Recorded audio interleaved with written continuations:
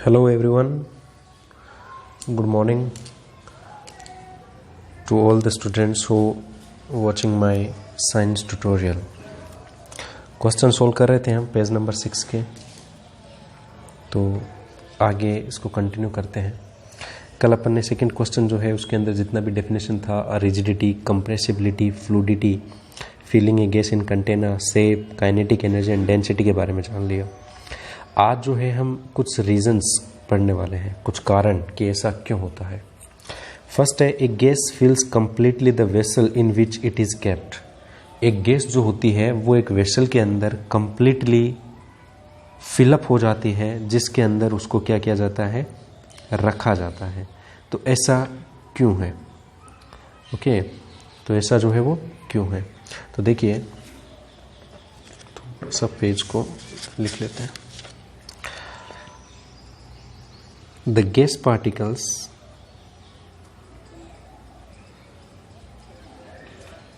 move freely।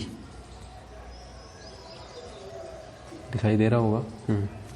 The gas particles move freely in all directions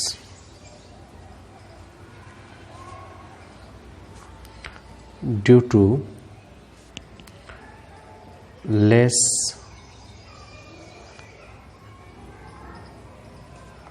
force of attraction।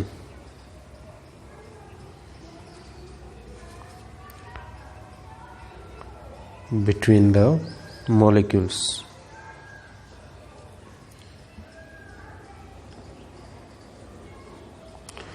तो gases के जो particles होते हैं उनके बीच में जो अट्रैक्शन फोर्स होता है बहुत कम। हम प्रीवियस में पढ़ के आए हैं कि जो गैसेस के पार्टिकल्स होते हैं फार अपार्ट होते हैं, दूर दूर होते हैं। Okay, gas takes the shape of the container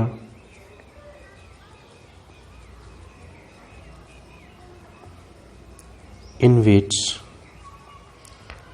it is kept। तो ये गैस जो होती है वो वही शेप ले लेती है जिस कंटेनर के अंदर, जिस मटेरियल, जिस बॉक्स के अंदर उसको रखा जाता है, या जैसा भी बर्तन हो, जैसा भी वेसल हो जिसके अंदर उसको रखा जाता है, वो वैसा ही शेप जो है ले लेती है, उसका शेप जो है वैसा ही हो जाता है। तो इस वजह से therefore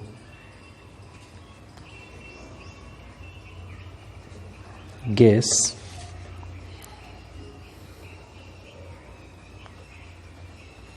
completely fills the vessels। तो जिस बर्तन के अंदर उसको रखा जाता है उसका शेप जो है वैसा ही हो जाता है। ओके, इसको स्क्रीन पे कर देता हूँ, आप नोट कर लीजिएगा। ये हमने थर्ड जो क्वेश्चन है उसका फर्स्ट का जो आंसर है वो हमने दिया है।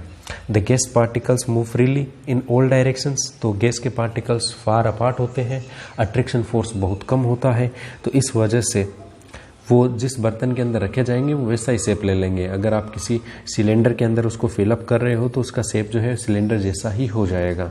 तो इस वजह से जो है एक गैस को एक बर्तन के अंदर कंप्लीटली फिलअप करा जा सकता है। ओके, और कंप्रेस करके उसके अंदर भरा जाता है। इसको कंप्रेस करके बहुत ज़्यादा वॉल्यूम के अंदर, लार्ज वॉल्यूम के अंदर गैस को जो है सिलेंडर के अंदर फिलअप कर दिया जाता है, और फिर उसका शेप जो है अकॉर्डिंग टू सिलेंडर ही रहता है। ओके, सेकेंड क्वेश्चन देख लेते हैं। तो सेकेंड क्वेश्चन क्या है, a gas exert pressure on the wall of the container. कि जिस कंटेनर के अंदर अपन ने गैस को रखा है वो उस कंटेनर की जो इनर वॉल है, अंदर की जो दीवारें हैं, उसके ऊपर फोर्स लगाती हैं। ओके, तो अभी इसका आंसर करेंगे अपन।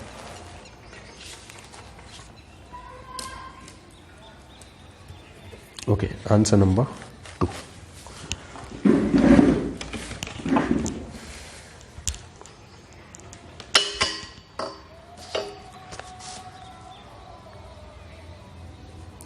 सेकेंड जो आंसर है उसका क्या रीजन हो सकता है कि a gas exert pressure on the wall of a container. Okay, तो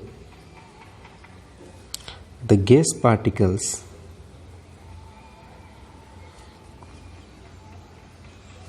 move freely वही बात है जो अपन ने प्रीवियस ऊपर लिखा है, freely in all directions due to less force of attraction between particles.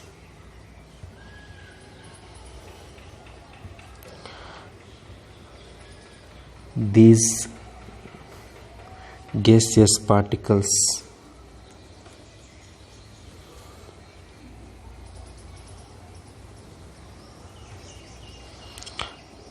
continuously collide among themselves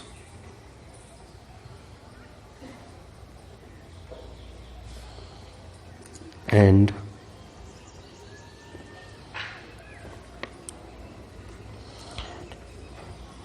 they also hit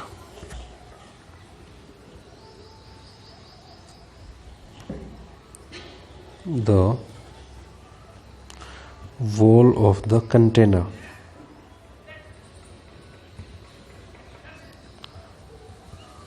with a greater force.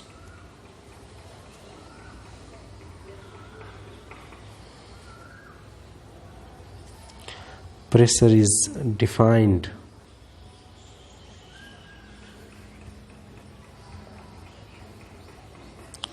as the force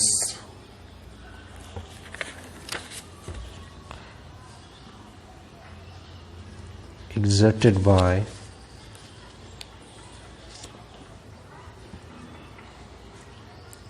the gas particles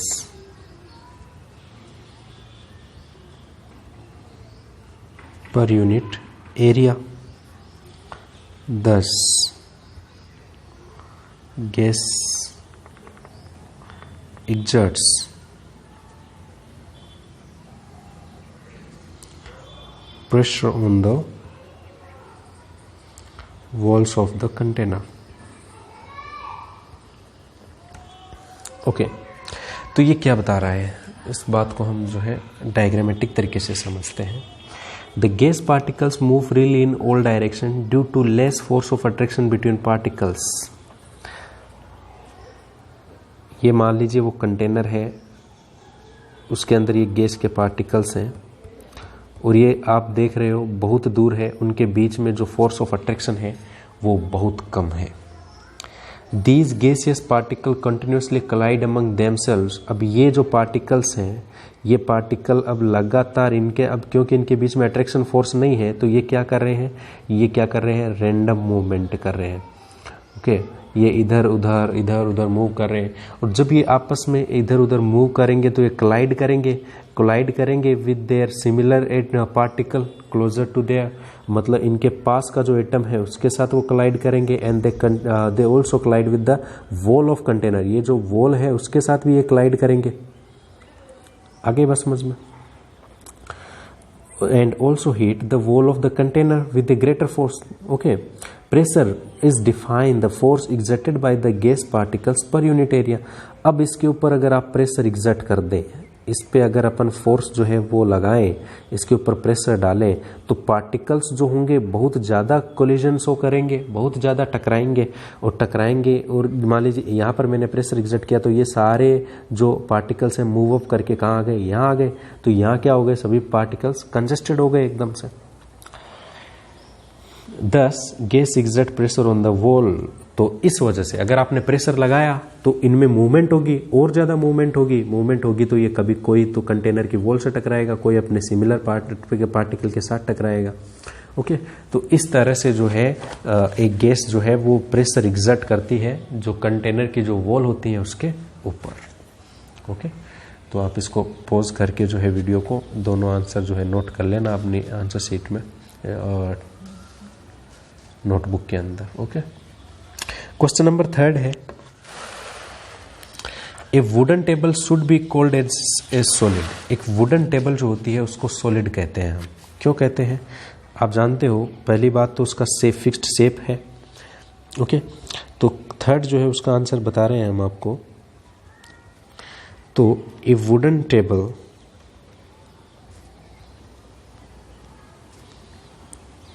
has a definite shape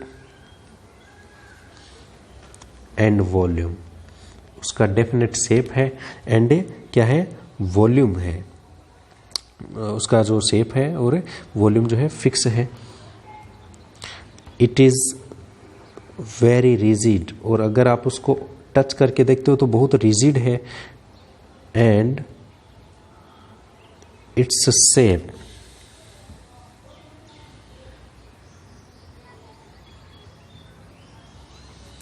cannot be change, और आप इसकी shape को आसानी से change नहीं कर पाएंगे, easily इसकी शेप को भी चेंज नहीं कर पाते हैं। और ऐसा किसके साथ होता है, केवल सॉलिड सब्सटेंसेस के साथ होता है। That is it has the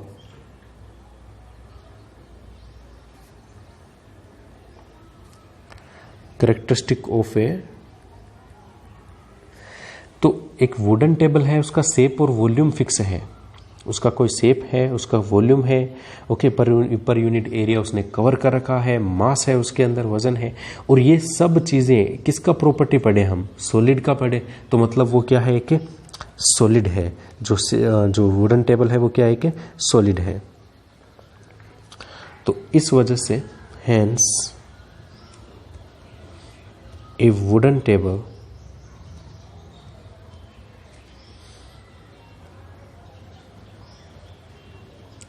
should be considered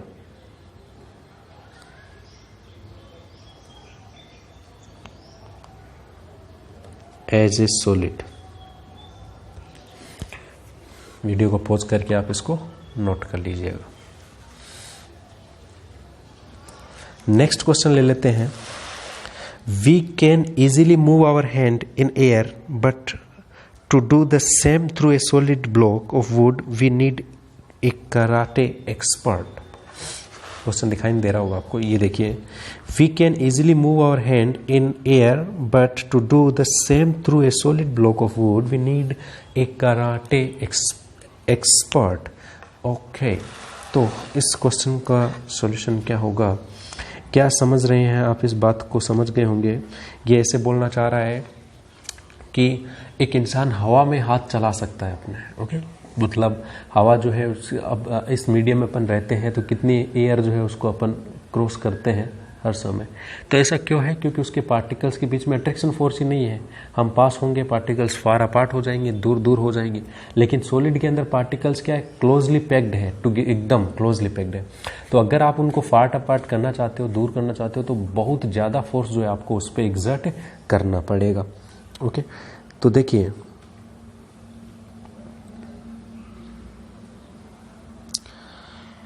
तो ऊपर वाली बात तो सेम रहेगी, gas particles freely in all direction due to less force और ये सब।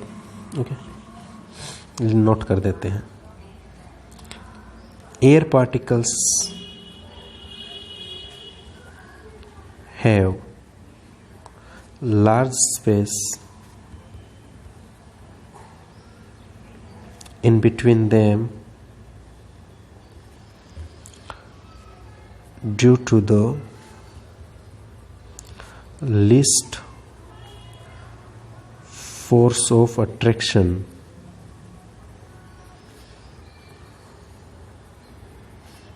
between particles।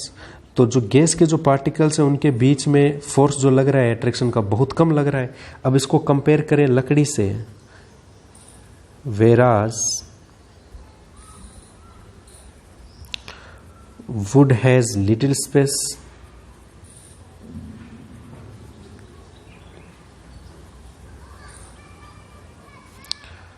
between the particles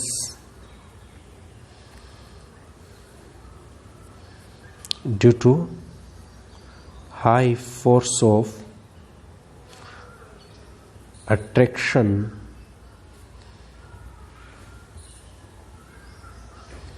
between the particles। Clear? तो वुड जो है उसके अंदर जो है पार्टिकल्स बहुत क्लोजली पैक्ड है, तो उसको आप क्रॉस नहीं कर पाएंगे। ओके, तो और एयर जो है उसके पार्टिकल्स दूर दूर है, तो उसको हम क्या है उसके अंदर से एयर हाथ जो है मूव करवा सकते हैं। तो ये थे आज के 4 क्वेश्चन हमने शॉर्ट आउट करे। ओके, नेक्स्ट में एक क्वेश्चन रह गया है, उसको नेक्स्ट वीडियो में और फिर नया टॉपिक जो है वो स्टार्ट करेंगे फर्दर वीडियोज़ में। Okay, thank you for watching.